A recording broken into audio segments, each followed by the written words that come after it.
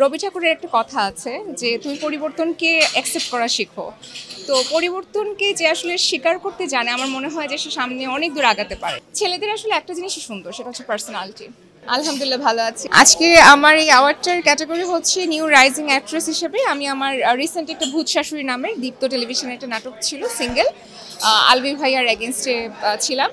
তো সেই নাটকের বিনিময়ে এই অ্যাওয়ার্ডটা কাকে ডেডিকেট করতে চাচ্ছি, এই অ্যাওয়ার্ডটা ফার্স্টলি হচ্ছে ডেডিকেটেড করতে চাচ্ছি আমার দীপ্ত টিমকে প্রথমত, কারণ আমি দীপ্ত টেলিভিশনের জন্যই আজকে এই নাটকটা করা, আমার বাই প্ল্যাটফর্মে আমি দাঁড়ানো।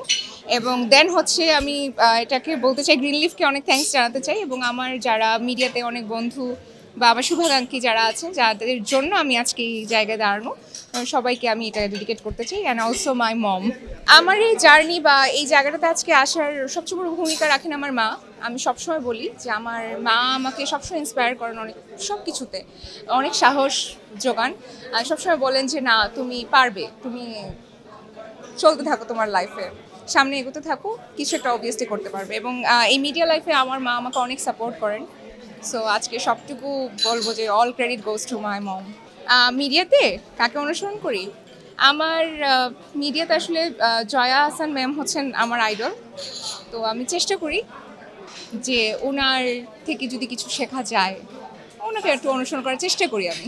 দেখেন 90s-এর হচ্ছে একটা অডিয়েন্স বেস ছিল, আমার কাছে যেটা মনে হয় তখনকার অডিয়েন্স এবং এখনকার অডিয়েন্সটাও কিন্তু চেঞ্জ হয়েছে। একটা বিরাট একটা ফারাক আসছে, এই চেঞ্জেসটা আসছে। সো অডিয়েন্স অনুযায়ী হচ্ছে আসলে আমার কাছে মনে হয় যে আর্টিস্ট চেঞ্জ হয়েছেন, আমাদের কাজ চেঞ্জ হয়েছে। সো এই তো দেখেন, আমি ওই যে একটা কথা বললাম যে যুগের সাথে সাথে তাল মিলিয়ে আমাদেরকে চলতে হয়। রবি ঠাকুরের একটা কথা আছে যে তুমি পরিবর্তনকে অ্যাকসেপ্ট করা শিখো। তো পরিবর্তনকে যে আসলে স্বীকার করতে জানে আমার মনে হয় যে সে সামনে অনেক দূর আগাতে পারে। সো তখন 90s-এর যে সময়টা ছিল ওই পার্সপেক্টিভ, ওই সময়টার অনুযায়ী তখনকার কাজগুলো বা তখনকার ড্রেস আপ বলেন, গেট আপ বলেন, সব কিছু তখনকার সময়ের জন্য খুবই ভালো ছিল। এখন আমাদের যুগ চেঞ্জ হয়েছে, আমাদের পারিপার্শ্বিকতা চেঞ্জ হয়েছে, সমাজ চেঞ্জ হয়েছে, তার সাথে আসলে আমাদের প্রযুক্তি চেঞ্জ হয়েছে। সো হ্যাঁ, ড্রেস আপ, কাজ বা অভিনয় সব কিছুর মধ্যেই একটা চেঞ্জেস আসছে। সো হ্যাঁ, এটার সাথে তাল মিলিয়ে এখন আমরা এই যুগের সাথে চলছি। বাট হ্যাঁ, আপনি যদি বলেন যে আসলে আমার পার্সোনালি কোন অভিনয়টা ভালো লাগে, তাহলে আমি বলবো যে আমার স্পেসিফিক ওই রকম বলবো না যে আমার 90s-ই ভালো লাগে বা এখনকার সময়টা ভালো লাগে। আমার ভালো লাগে ভালো কাজ, ভালো অভিনয়। সো যখনই আমি দেখি যে কোনো ভালো অভিনয়, কোনো অ্যাক্ট্রেস বা অভিনেতা অভিনেত্রী যদি কোনো ভালো কাজ করছেন, ভালো অভিনয় করছেন, আমি তখনই সেটা আমার পছন্দ হয় এবং আমি দেখার চেষ্টা করি, একটু নিজের লাইফে অল্প একটু নেওয়ার চেষ্টা করি। বাক স্বাধীনতা বলতে বোঝায় হচ্ছে নিজের, আমার কাছে যেটা মনে হয় যে নিজের পারিপার্শ্বিকতা, নিজেকে নিয়ে কথা বলার যে স্বাধীনতা, সেটাই আই থিঙ্ক। দেখেন, আমার কাছে যেটা মনে হয় যে আপনি স্বাধীনতা সবাই চাইলেই সবটুকু স্বাধীনতা নিতে পারে, লাভ করতে পারে, কিন্তু সেটাকে কতটুকু আপনি ব্যবহার করবেন সেই চিন্তা শক্তিটা আই থিঙ্ক সবার মধ্যে থাকা উচিত, যে আমি যে জিনিসটাই পাচ্ছি না কেন সেটাকে আমি কতটুকু ইউটিলাইজ করব। সো আই থিঙ্ক এটা যদি বিবেচনা করে আমরা ওভাবে চিন্তা করে আগাই, এটা আমাদের জন্য বুদ্ধিমতার একটা কাজ হবে। এই নারী হিসাবে বাক শক্তির বা বাক স্বাধীনতা নিয়ে আপনি যদি কথা বলেন, দেখেন পুরুষতান্ত্রিক সমাজ আমরা সবসময় বলে আসি, কিন্তু আমার কাছে মনে হয় যে এখন নারীরাও বোধহয় অনেক স্বাধীনতা পাচ্ছে, অনেক অপরচুনিটি পাচ্ছে। একই সাথে তাল মিলিয়ে কাজ করার যে একটা চেষ্টা বা হচ্ছে একটা ধাঁচ যে যাচ্ছে, সেখানে আমি দেখছি যে নারীরা খুব একটা পিছিয়ে নেই। ভবিষ্যৎ পরিকল্পনা যদি বলি, ক্যারিয়ার রিলেটেড যদি বলি, যেহেতু আগেই বললাম যে জয়া ম্যামকে হচ্ছে আমি ফলো করি, চেষ্টা করি ওনাকে ফলো করে চলার লাইফে।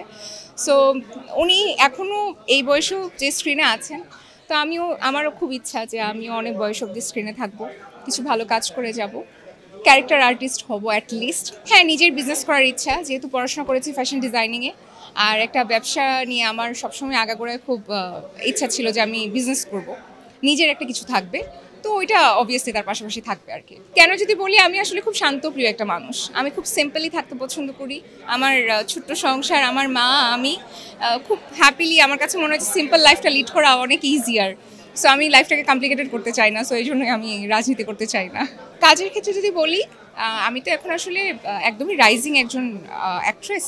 তো আমার জন্য এই মুহূর্তে আসলে দুটোই খুব ইম্পর্ট্যান্ট। যেমনটা হচ্ছে গল্প ইম্পর্ট্যান্ট, ঠিক তেমনই আমার কো আর্টিস্টও ইম্পর্ট্যান্ট। প্রিয়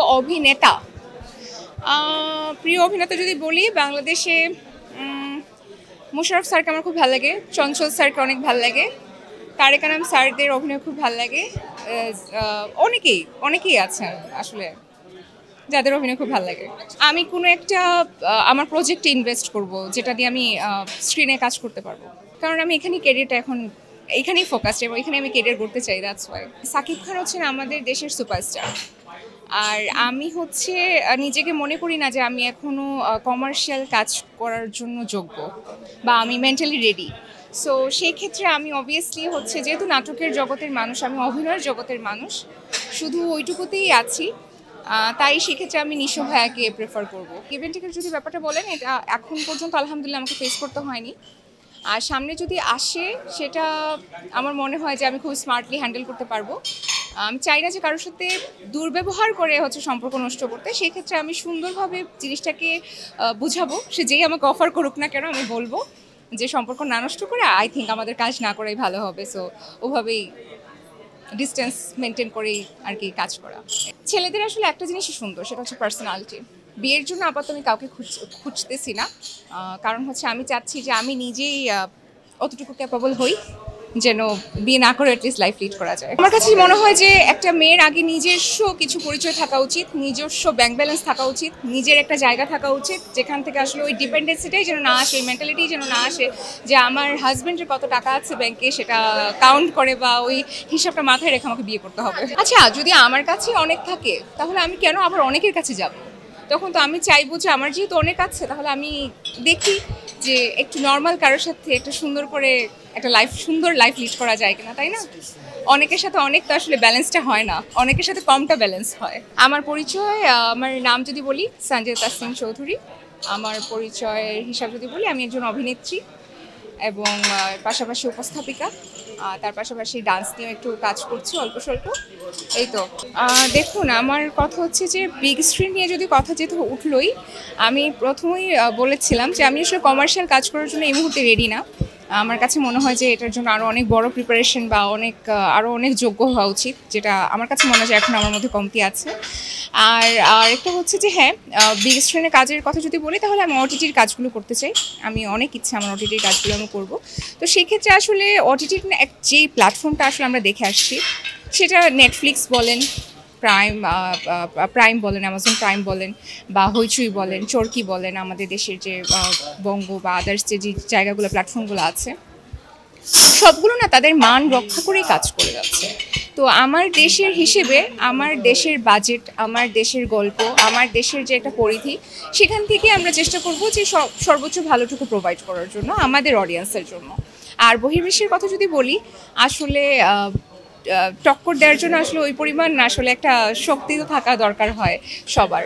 তো আমরা চেষ্টা করছি আমাদের জায়গা থেকে সর্বোচ্চটুকু দেওয়ার জন্য, আর বাকিটা আসলে অডিয়েন্স রিসিভ করার উপরে ডিপেন্ড করে। সেটার জন্য আমার কাছে যেটা মনে হয় যে আমাদের অনেক ভালো গল্প নিয়ে কাজ করতে হবে। বাজেটের কথা আমাদের একটা ইস্যু থাকে সবসময়, আমরা চিন্তা করি যে বাজেট নেই। বাজেট একটা ইস্যু নিয়ে অলওয়েজ কথা ওঠে আমাদের ইন্ডাস্ট্রিতে, বাট আমার কাছে মনে হয় তার পাশাপাশি গল্পটা অনেক ইম্পর্টেন্ট। একটা ভালো গল্প যে কোনো জায়গায় আমার কাছে মনে হয় যে কোনো অডিয়েন্স, যে কোনো দেশের অডিয়েন্সকে গ্রেপ করা খুব পসিবিলিটি থাকে। আর যেহেতু এখানে ডাবিংয়ের একটা অনেক বড় একটা সুবিধা আছেই, তো সেই জায়গায় আমার কাছে মনে হয় যে যারা আমাদের ডিরেক্টর আছেন, আমাদের ইন্ডাস্ট্রিতে রাইটার আছেন, তাদেরকে আমি রিকোয়েস্ট করব যে আমাদের ইন্ডাস্ট্রিতে যদি ভালো কাজের কিছু উপহার আমরা দিতে চাই আমাদের দেশে বা দেশের বাইরে, সেক্ষেত্রে গল্পের উপর অনেক বেশি ফোকাস করতে হবে। এই অ্যাওয়ার্ডটা আসলে যদি বলি, এইভাবে আসলে সম্মাননা পাওয়াটা ফার্স্ট, বাট অ্যাওয়ার্ড হিসেবে যদি বলি তাহলে এটা আমার দ্বিতীয় অ্যাওয়ার্ড। অ্যান্ড এটার আগে যে অ্যাওয়ার্ডটা পেয়েছিলাম সেটা হচ্ছে আমার দীপ্ত টেলিভিশনে আমি স্টার হান্ট থেকে একজন উইনার হয়ে বের হই। আমরা 3 জন উইনার ছিলাম, তার মধ্যে একজন ছিলাম আমি। তো ওইটা আমার ফার্স্ট অ্যাওয়ার্ড ছিল এবং এটা আমার সেকেন্ড অ্যাওয়ার্ড। এবং সেখান থেকে বের হওয়ার পর কাজের বিনিময়ে এটাই আমার ফার্স্ট অ্যাওয়ার্ড, যেটা থেকে আসলে আমি এত বেশি নিজেকে কি বলবো শক্তিশালী মনে করছি যে না, আমি সাহস পাচ্ছি। আমার কাছে মনে হচ্ছে না সঞ্জিদা, তুমি পারবে, তুমি কাজ করে যাও, তুমি সামনে এগিয়ে যাও, এরকম আরও অ্যাওয়ার্ড তোমার হাতে যেন আসে, সেই জায়গায় নিজেকে দাঁড় করাও। আচ্ছা, 10 বছর পর যদি আমি বলি যে আমি নিজেকে কোথায় দেখতে চাই, তাহলে আমি এটুকুই বলবো যে আমি একজন সাকসেসফুল অভিনেত্রী হিসেবে নিজেকে দেখতে চাই, যাকে দেখে আরও যারা নিউ কামার থাকবেন, আজকে আমি যে জায়গাটায় দাঁড়িয়ে আছি, তারা যেন শিখতে পারে, তারাও যেন অ্যাটলিস্ট আমার কাছে প্রশ্ন করতে পারে যে আপু এটা কিভাবে হয়।